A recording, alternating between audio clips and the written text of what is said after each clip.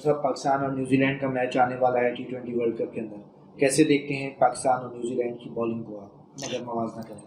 सलाह साहब, सबसे पहले राब्ता टीवी का बहुत शुक्रिया कि राब्ता टीवी जिस तरह से प्रोग्राम्स कर रही है, Pakistan T20 international world cup में पार्टिसिपेट कर रहा है और दूसरा मैच होने जा रहा है पाकिस्तान वर्सेस न्यूजीलैंड। बहुत स्ट्रॉन्ग मैच है जनाब। पाकिस्तान न्यूजीलैंड के अगर दोनों साइड्स को देखा जाए तो दोनों टीमें बहुत अच्छा परफॉर्म कर रही है, बट रिसेंट पास में सबसे अच्छा परफॉर्म किया है न्यूजीलैंड ने। न्यूजीलैंड में अगर केन विलियमसन की कैप्टनसी को आप देखते हैं तो he is on a top of his game. You can not compare with him with any. 4 बेहतरीन खिलाड़ी पूरी दुनिया में अगर देखा जाए तो उनमें से केन विलियमसन है, विराट कोहली हैं, बाबर आजम हैं, हमारे पाकिस्तान के जॉय रूट हैं। ये वो खिलाड़ी इनके बैट्समैन पे लोग बैंग करते हैं उन पे और उनकी परफॉर्मेंसेस बहुत अच्छी होती है।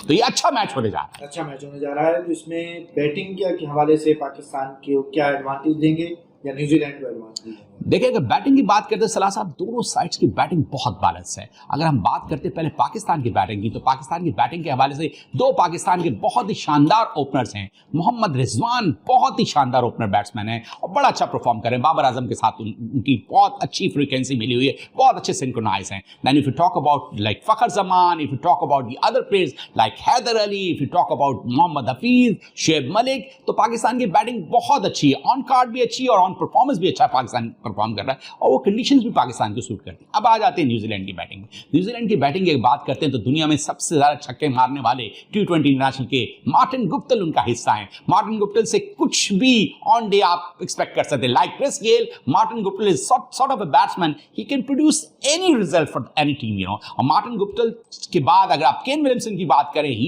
Is one of the best batsman. फिर जेम निशम की बात करते हैं, निशम जो है बेहतरीन ऑलराउंडर बैट्समैन है। उनके बाद टिम सिफर्ट की बात करते हैं, बहुत अच्छे। उनके बाद फिलिप्स की बात करते हैं, फिलिप्स उनके बहुत अच्छे खिलाड़ी हैं। डेवन की बात करते हैं, तमाम उनकी मिडिल ऑर्डर बैटिंग बहुत अच्छी है। स्टेटनर भी बहुत अच्छे, उनके लेफ्ट आर्म स्पिनर भी और अच्छे बैट्समैन भी है। तो उनकी बैटिंग लाइन बड़ी स्ट्रांग है और काफी अच्छा कंपैरिजन है पाकिस्तान के साथ। अब ये देखना ये है कि वो इस कंडीशंस को, यूएई कंडीशन को किस तरह से अडॉप्ट करते हैं। पहले 6 ओवर्स बहुत काउंट करते हैं। इन 6 ओवर्स में पाकिस्तान अगर उनको रिस्ट्रिक्ट करता है 40 रन या 50 के अंदर, तो पाकिस्तान के जीतने के चांसेस ज्यादा है। लेकिन वो 60-70 से ज्यादा स्कोर कर गए, लॉस ऑफ 1 और 2 wicket, then they have an opportunity कि वो अच्छा टारगेट सेट कर सकते हैं। And that's difficult for Pakistan to compare with that. So ये एक अच्छा मैच होने जा रहा है। दोनों बैटिंग लाइन स्ट्रॉन्ग। दुबई की जो कंडीशंस हैं उसमें फील्डिंग किस टीम की ज्यादा बेहतर रहेगी आपके हिसाब से? Always New Zealand having edge, because New Zealand जो है वो एक हकीकतन जो है एक प्रॉपर एथलीट है।